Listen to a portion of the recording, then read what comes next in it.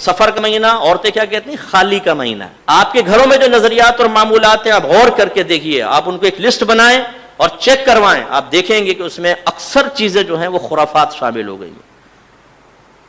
میرے آقا صلی اللہ علیہ وسلم کے دور میں ماہ سفر کو منحوس سمجھا جاتا تھا. یہ کفار کا عقیدہ تھا, کفار کا نظریہ تھا, ان کے خیالات تھے.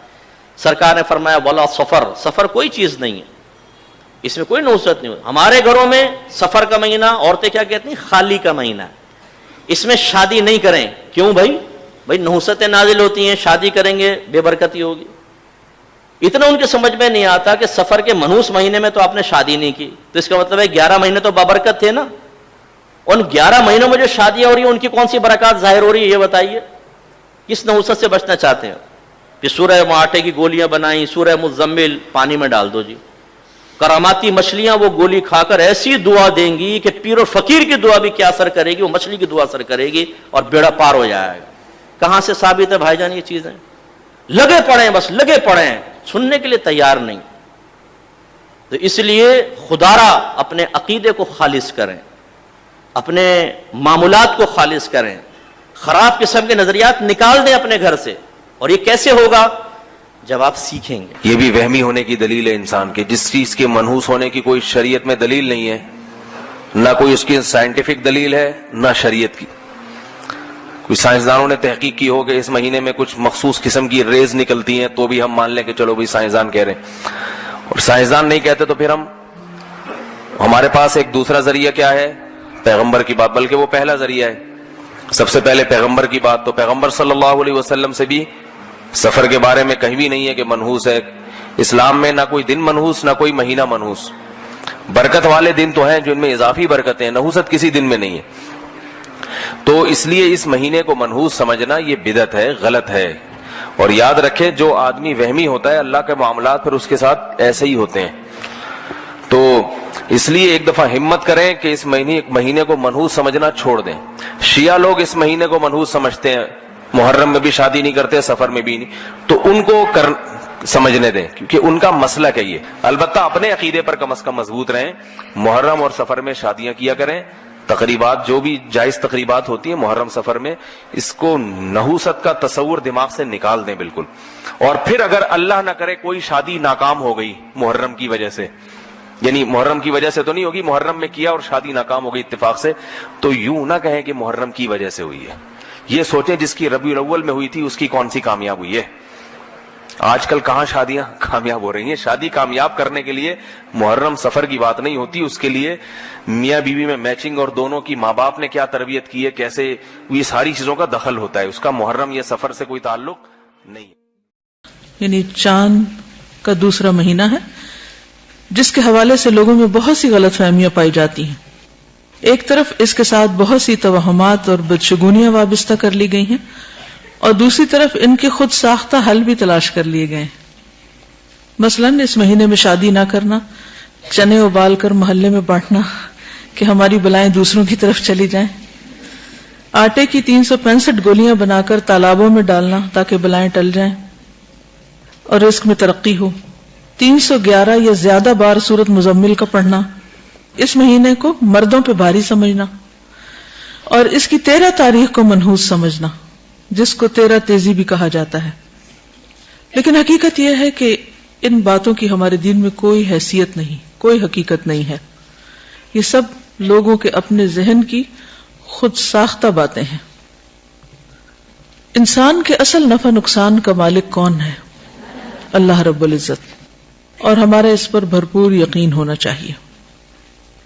لیکن افسوس کی بات یہ کہ شیطان انسان کو ہر زمانے میں حق سے دور لے جاتا رہا اور اس کو اللہ کے بارے میں, دین کے بارے میں, خود اپنی ذات کے بارے میں, نفع نقصان کے بارے میں شکوک و شبہات میں مبتلا کرتا رہا.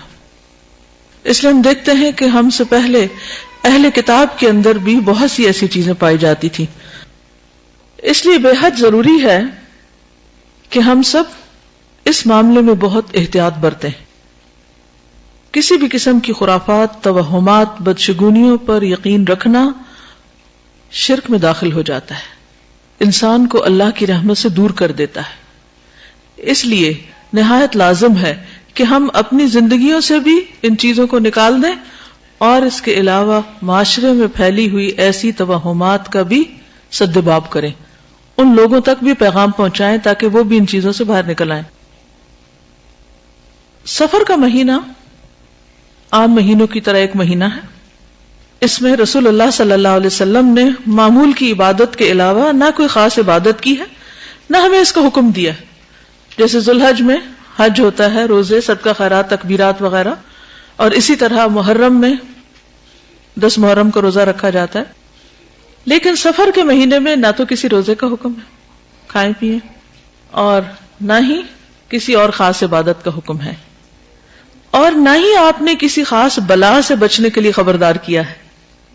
کہیں بھی یہ نہیں کہا کہ اس مہینے میں بلائیں نازل ہوتی ہیں یا کسی قسم کی کوئی پریشانیاں آتی ہیں یا کسی پہ یہ بھاری ہے اور کسی پہ ہلکا ہے، ہرگز نہیں، کچھ بھی ایسا نہیں۔ توہمات اور شگون جو اس ماہ سے منسوب کیے گئے ہیں ان کی کوئی حقیقت نہیں۔ اتفاق سے نبی صلی اللہ علیہ وسلم کی بیماری کا آغاز بھی اس مہینے میں ہوا، تو اس سے لوگوں کا اور زیادہ وہم پختہ ہو گیا کہ نعوذ باللہ یہ مہینہ مصیبتوں کے آنے کا مہینہ ہے۔ تو اصل بات کیا ہے جو نبی صلی اللہ علیہ وسلم نے اس صحابی کو فرمائی تھی نا کہ دیکھو سارے لوگ مل کر اگر تمہیں کوئی نفع دینا چاہیں، کوئی نفع نہیں دے سکتا جب تک اللہ نہ چاہے، اور سب مل کر اگر تمہیں کوئی نقصان پہنچانا چاہیں، کوئی نقصان نہیں دے سکتا جب تک اللہ نہ چاہے۔ قلم رکھ دیے گئے اور سیاہی خشک ہو گئی، اصل فیصلہ یہی ہے۔ تو اصل نفع اور نقصان اللہ کے ہاتھ میں ہے، یہی چیز انسان کی توحید کو پختہ کرتی ہے۔ اسی پہ ہمارا علیہ توکلت و الیہ انیب۔ بدشگونی لینا یہ بہت سارے معاشروں میں اور تہذیبوں میں مروج تھا اور اب بھی مروج ہے، لیکن اسلام نے اس کی نفی کی ہے۔ بدشگونی کیا ہے؟ کسی دن کو، کسی جگہ کو، کسی شخص کو منحوس خیال کرنا۔ بعض لوگ جانوروں کے بولنے سے بدشگونی لیتے ہیں کہ الو بول پڑا ہے تو یہ کام ہم نے نہیں کرنا، بلی نے راستہ کاٹ دیا ہے تو یہ کام ہم نے نہیں کرنا۔ اسی طرح بعض اشخاص کو منحوس خیال کیا جاتا ہے کہ بعض لوگ منحوس ہیں۔ عموماً بعض خاندانوں کے اندر کسی عورت کو منحوس خیال کر لیا جاتا ہے اور پورے خاندان کے لوگ اس کے بارے میں یہ رائے قائم کر لیتے ہیں کہ یہ منحوسہ ہے، اور یہ اگر صبح صبح اس سے ملاقات ہو گئی تو پھر سارا دن خراب گزرے گا۔ تو یہ ایک تصور ہے بدشگونی کا جو ہماری معاشرت کے اندر پایا جاتا ہے۔ جاہلیت کے زمانے میں یہ ساری چیزیں موجود تھیں۔ آقا کریم علیہ السلام تشریف لائے تو آقا کریم علیہ السلام نے ان ساری چیزوں کی نفی کی اور اللہ پر توکل کرنا، اللہ پر بھروسہ کرنا سکھایا۔ وہ کسی نے کہا قسمت تو ان کی بھی ہوتی ہے جن کے ہاتھ بھی نہیں ہوتے، تو یہ لکیروں میں قسمت کو تلاش نہیں کیا جا سکتا۔ جب بچہ شکم مادر میں 120 دن کا ہوتا ہے، صحیح حدیث میں آتا ہے، فرشتہ اس کی عمر بھی لکھ جاتا ہے، اس کا رزق بھی لکھ جاتا ہے، اس کا شقی و سعید بھی ہونا لکھ جاتا ہے۔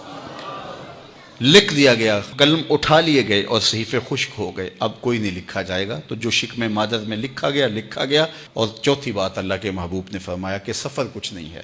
یعنی کچھ لوگ کہتے ہیں یہ جو سفر کا مہینہ ہے یہ بہت ہی سخت مہینہ ہوتا ہے اور ان دنوں کے اندر سفر نہیں کرنا چاہیے، ان دنوں کے اندر شادی نہیں کرنی چاہیے، ان دنوں کے اندر اگر شادی کی جائے تو وہ شادی کامیاب نہیں ہوتی، اس لیے کہ یہ مہینہ منحوس ہے۔ میں آپ کو بتاتا ہوں کہ اس سفر کے مہینے میں سیدنا علی کی شادی حضرت سیدہ فاطمہ سے ہوئی ہے۔ بتاؤ اس سے کامیاب کوئی شادی ہو سکتی ہے؟ کوئی کہتے ہیں جی اس مہینے میں اگر شادی ہو تو اولاد نہیں ہوتی۔ حضرت علی اور سیدہ فاطمہ کی شادی ہوئی ہے، حسن اور حسین پیدا ہوئے ہیں، ایسے کوئی بیٹے تو لاؤ زمانے میں۔ حضرت زینب رضی اللہ تعالی عنہا اور حضور کی شادی ماہ صفر المظفر میں ہوئی ہے، اس لیے ہمارے علماء اس کو خالی سفر کا مہینہ بولنے کے بجائے سفر الخیر یا سفر المظفر کے نام سے پکارتے ہیں، یعنی کامیابی کا مہینہ، خیر کا مہینہ. تو یہ محض لوگوں کی اختراعات ہیں. تو جس طرح باقی مہینوں میں شادی کرنے میں کوئی حرج نہیں، تو سفر کے مہینے میں بھی شادی کرنے میں کوئی حرج نہیں. آقا کریم نے فرمایا یہ بدشگونی لینا یہ شرک ہے، اللہ کے توکل کے منافی بات ہے. اس لیے جاہل لوگوں کا کام ہے کہ لوگوں کو اوہام میں وسوسوں میں مبتلا رکھیں، ضعیف الاعتقادی قائم رہے تاکہ کچھ لوگوں کا کام چلتا رہے. اسلام میں تو کوئی چیز نحوست نہیں ہے. بخاری اور مسلم کی حدیث ہے اگر نحوست ہوتی کسی چیز میں تو 3 چیزوں میں ہوتی: بیوی میں، مکان میں اور سواری میں. اور اس کی بھی ڈیٹیل بتا دی، یعنی بیوی کا نافرمان ہونا، مکان کا تنگ ہونا اور سواری کا بھی نافرمان ہونا، گھوڑا ہو یا آج کل آئے دن ہی اس کے یعنی وہ انجن کھلا رہے، گاڑی ہو یا تو. لیکن اس میں بھی نہیں ہے. میرا اس پہ یوٹیوب پہ کلپ ہے، کیا بیوی میں نحوست ہے، وہ آپ دیکھ لیں. سفر کے بارے میں تو ایکسکلوسیولی حدیث ہے، بخاری اور مسلم کی متفق علیہ حدیث ہے. مشکات میں بھی آپ کو مل جائے گی، اس کے کتاب الطب چیپٹر کے اندر، اس کی آگے ڈیٹیلز کے اندر آپ کو ملے گی کہ نبی علیہ السلام نے فرمایا کہ سفر کا مہینہ منحوس نہیں ہے. نام لیا الو، منحوس نہیں ہے. لوگ کہتے ہیں نا الو رات، اور رات بھی بولے گا نا، رات جانور ہے نا سارا. اور پھر وہ لوگ کہتے ہیں وہ دن کے وقت مرغی بول پڑے، مرغا بول پڑے تو نحوست ہے، رات کے وقت بول پڑے تو رات کو اس لیے بیچارہ بولتا ہے، اسے تو پتہ ہی نہیں دن رات کا فرق کیا. اب اتنی لائٹیں آپ نے جلائی ہوئی ہیں، جب تک رات ہوتی تھی اس وقت تک تو یہ اس طرح ہی ہمیں بنی ہوئی ہیں چیزیں. کوئی مہینہ منحوس نہیں ہوتا، سارے اللہ کے مہینے ہیں. اور اسلام میں اچھا یہ مشہور ویسے کیوں ہوا آپ کو پتا ہے اس کے پیچھے ریزن؟ سر یہ انجینئرنگ تو پھر ہم نہیں کرنی ہے نا. اصل میں سفر کے مہینے میں نبی صلی اللہ علیہ وآلہ وسلم بیمار ہوئے تھے اور ربیع الاول میں آپ دنیا سے رحلت کر گئے. بخاری مسلم میں آتا ہے منڈے کے دن، تاریخ نہیں ہے. اور میرا ایک یوٹیوب پہ کلپ ہے، میں نے بخاری مسلم سے ثابت کیا کہ 12 ربیع الاول یوم وفات نہیں ہے. یوم پیدائش تو آیا ہے دلائل النبوہ امام بیہقی کی کتاب میں انٹرنیشنل نمبر کے مطابق 4 نمبر. محمد بن اسحاق امام المغازی انس بن مالک کے شاگرد کہتے ہیں کہ نبی علیہ السلام 12 ربیع الاول کو پیر کے دن بالکل صبح کے وقت عام الفیل یعنی ہاتھیوں والے سال، جس سال ابرہ ہلاک ہوا تھا، آپ پیدا ہوئے. وفات بخاری مسلم سے میں نے ثابت کیا ہے کہ نبی علیہ السلام کی منڈے کو ہوئی ہے اور 12 ربیع الاول کو نہیں ہوئی ہے.